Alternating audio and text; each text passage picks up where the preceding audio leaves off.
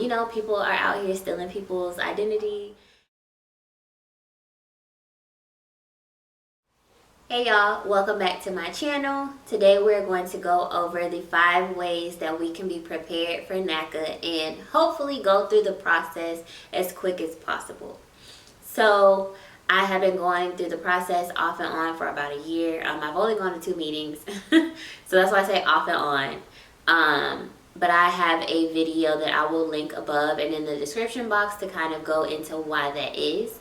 But as far as for the video today, these are different things that I've done throughout my process so far that has seemed to make it smooth for me compared to what I've heard other people's experiences to be on YouTube. I've heard that they have had bad counselors, they have had counselors who quit, they have had to turn in documents over and over and over again, and I have not experienced those things so far, knock on wood. I'm hoping that I don't, but I can credit that to these things that I'm going to talk about. So the first thing that I made sure I was doing even before I knew about Naca was paying my bills on time. I know that sounds kind of self-explanatory, but you know, some bills slip through the cracks and you may or may not be able to get to it. So my practice now is that the majority of my bills are on auto pay. So they come out on their due date each month. There are only, I think, 2 that don't, and that's because those bills fluctuate. And so I would rather know exactly what I'm paying versus the other bills being a set amount each month. So I set the majority of my bills on auto pay to make sure that I'm getting it paid you know, as easily as possible and that I don't forget. So the second thing that I recommend doing is budgeting.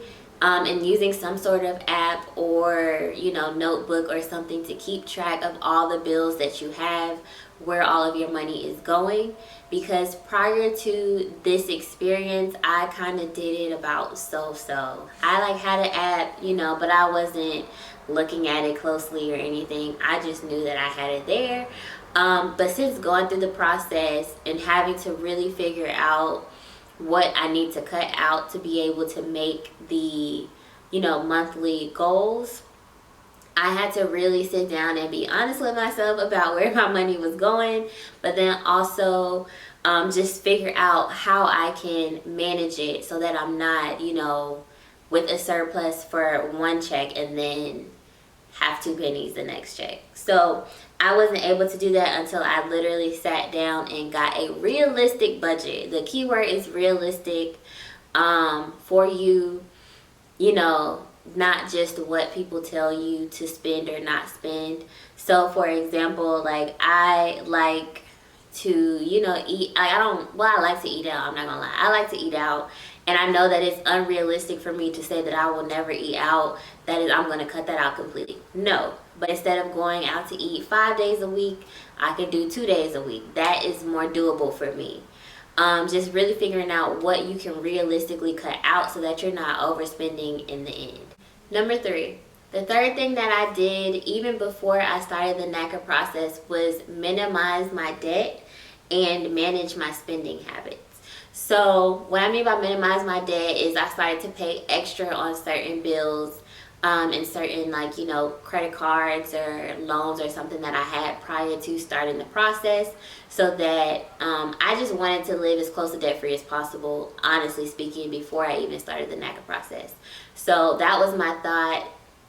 That was my thinking process when it came to eliminating debt. It was, what can I get rid of first, you know, or the cheapest, and I spent time doing that. I worked multiple jobs, did a couple side hustles, did what I needed to do to get my debt into a manageable amount. And then I manage my spending. I don't put everything on my credit card or anything like that. I really pay attention to what it is that I'm buying. I don't shop nearly as much as I used to. Just kind of being content with the things that I have makes it so that I don't spend unnecessary amounts anymore. I think long and hard about things before I buy it, and 9 times out of 10 I talk myself out of buying it. And really it's because of the bigger goal, the bigger picture. I want to have a house. I don't need these pair of shoes. I have other black shoes. You know, like I don't need this coat, I have 4 other coats.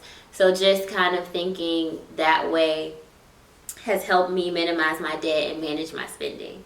So number 4 is to check your credit report for errors. This helps with the Naca process, but then also just in general. You know, people are out here stealing people's identity, and you just will never know if you don't check your report. So I check my report regularly. I don't check it every day, but I do check it maybe like once a week or every other week, just to make sure that nothing is out of the ordinary.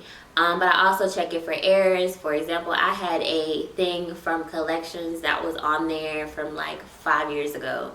And, you know, it was easy for me to just dispute it or whatever and take it off. But I would not have known had I not checked my credit report.